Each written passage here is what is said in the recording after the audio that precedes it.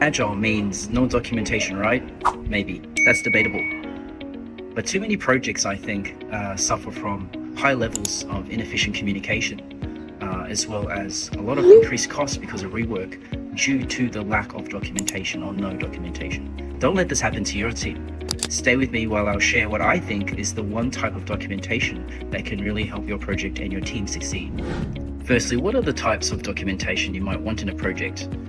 Well, you have software design, detailed software designs, infrastructure designs, network architecture, solution architecture, test cases, API references.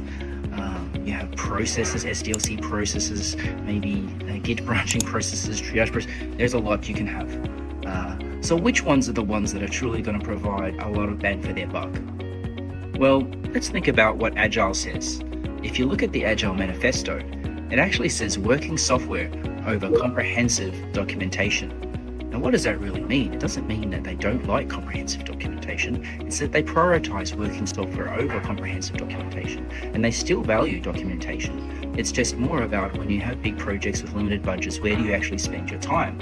And what's the most valuable things that you can produce as a team to get the job done?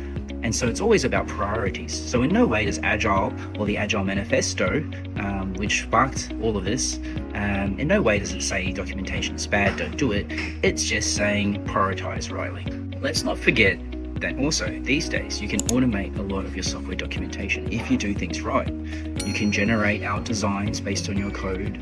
You can generate out information about your code based on your code comments. You can do all kinds of things. You can generate out your test case results based on automated test casing. And so a lot of the work can be done for you if you use the right tools strategically. So what is the one thing that we think would really help a team if they focused on it, one piece of documentation? Well, it's about onboarding new developers or new members into your team.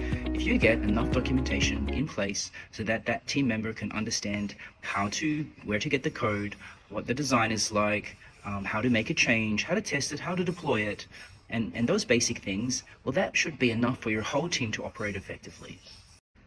So if you're thinking that your team also has some challenges with what kind of documentation do they need, and maybe my suggestion doesn't quite resonate with your team's scenario, let me know. Feel free to reach out and I'd love to chat about it.